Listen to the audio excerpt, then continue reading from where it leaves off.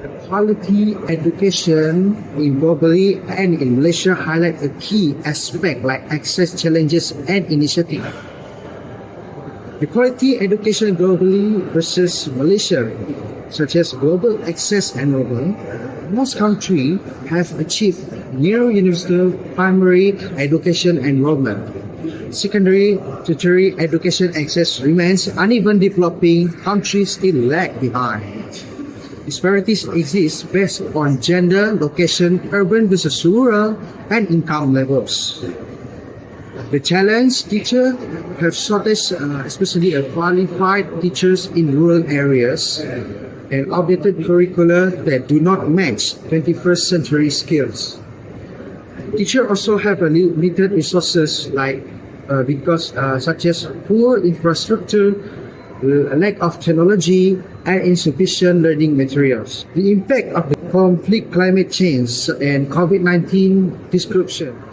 Global initiatives such as Sustainable Development Goal 4, SDG 4, ensure that inclusive and equitable quality education and promote lifelong learning opportunity for all. The program by UNESCO, UNICEF, and the World Bank to improve education access and equity. Malaysia access and enrollment has a high enrollment rate in primary and secondary education above 95%. Significant progress in gender equality in education. This also increasing participation in tertiary education, both public and private. Face the challenge in urban-rural divide, such as rural schools often have fewer facilities and teachers. The quality versus quantity. While access in higher education quality and students' outcome need improvement, such as PISA scores, teachers' training and teaching quality are inconsistent because of the impact of COVID-19, widen the digital divide and learning gap. National efforts such as Malaysia Education Blueprint 2013 and 2025 aim to raise education standards, promote equity, and produce globally competitive students. They focus on STEM, TVET, technical, vocational education and training, and digital skills. Plan transformasi pendidikan digital education transformation plan to improve EdTech integration. So for the conclusion, while the global education landscape is diverse, uneven, many countries, including Malaysia, are making strides towards providing equity and quality education. However, focus now must shift from access to equality, equity, and relevance in education to meet the needs of rapidly changing the world. Reason for quality education, global perspective, break the cycle of poverty. Education increases employment opportunities and income levels. It equips individuals with the skills to support themselves and their families. And this also promotes global peace and tolerance. Education encourages critical thinking, cultural understanding, and conflict resolution. The reasons for Malaysia education, Malaysia context develop a knowledge-based economy. Malaysia aims to become a high-income, innovation-driven nation.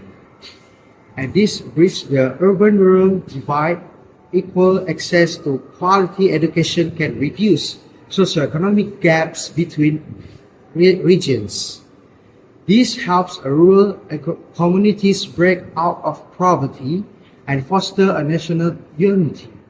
There are two objectives of the quality education, which are to understand the importance of quality education and promoting social, economic, and human development at both global and national level. The last is to analyze the current efforts, challenges, and progress in achieving quality education globally and in Malaysia with a focus on equity, access, and relevance.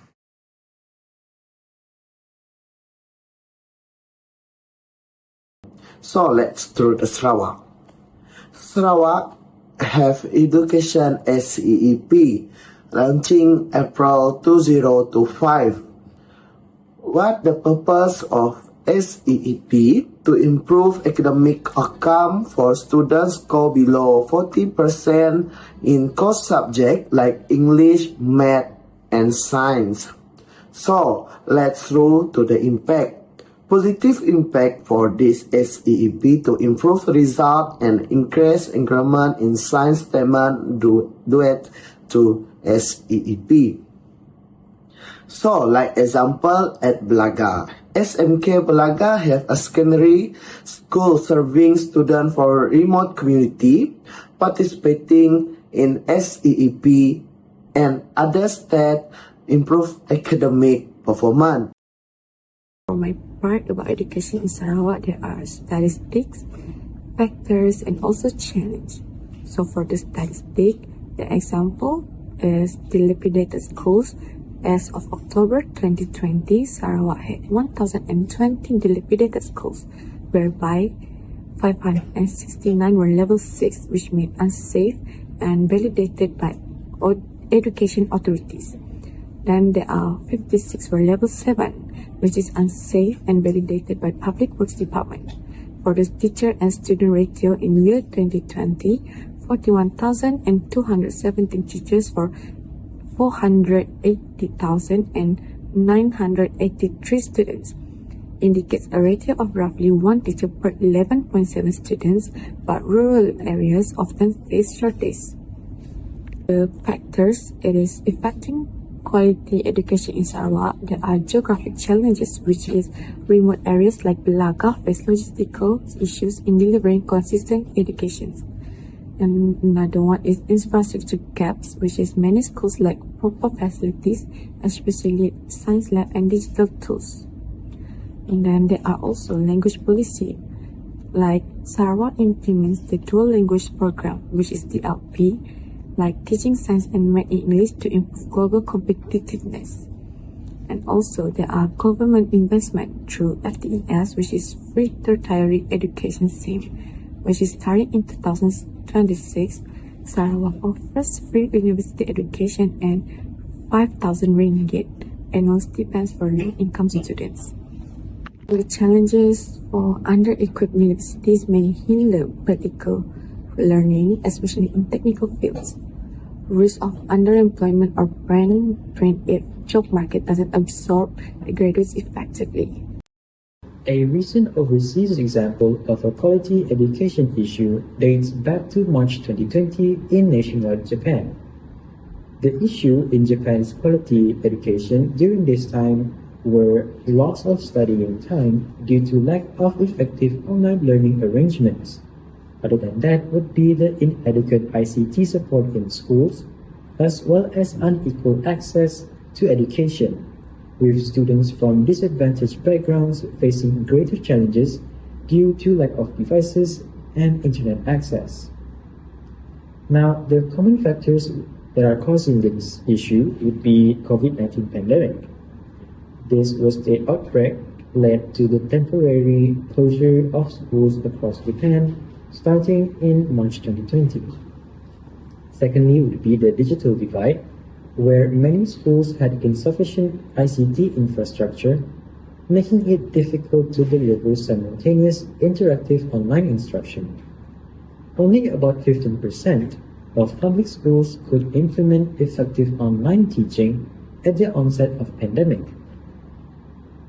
Thirdly would be the socio-economic disparities, where students from low-income backgrounds were particularly affected, revealing inequalities in access to devices, stable internet, and conducive learning environments at home.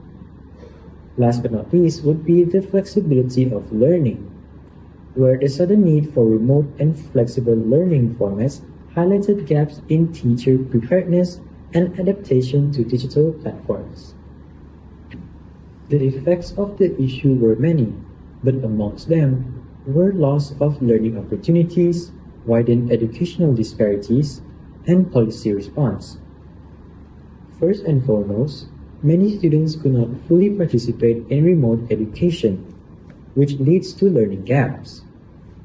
Not only that, the pandemic exposed and in some cases, deepen the existing regional and socio-economic inequalities in education quality and access.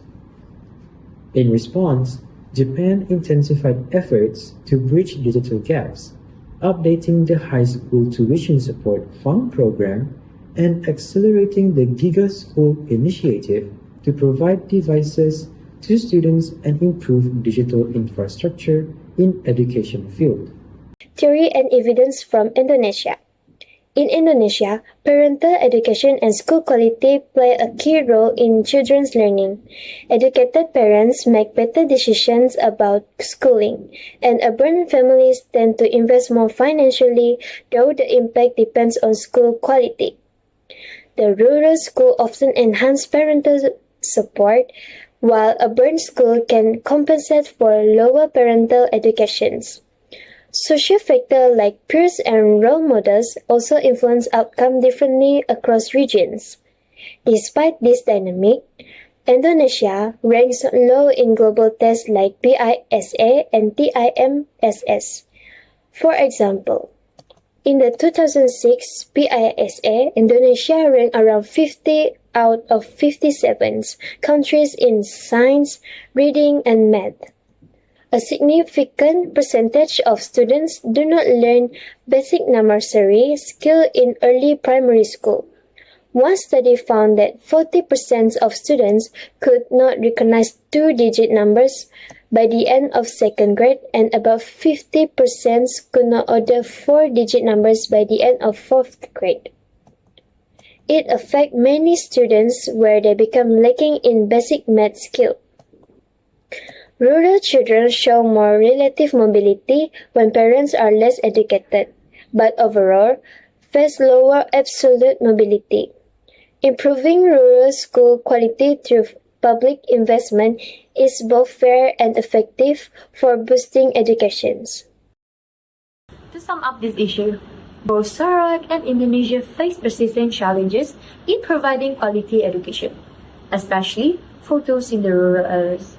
In Sarawak, government initiatives like SEEP and the FPES are improving students' performance and giving access to the highest educations, yet infrastructure gap, teacher shortage, and the risk of graduate underemployment remains.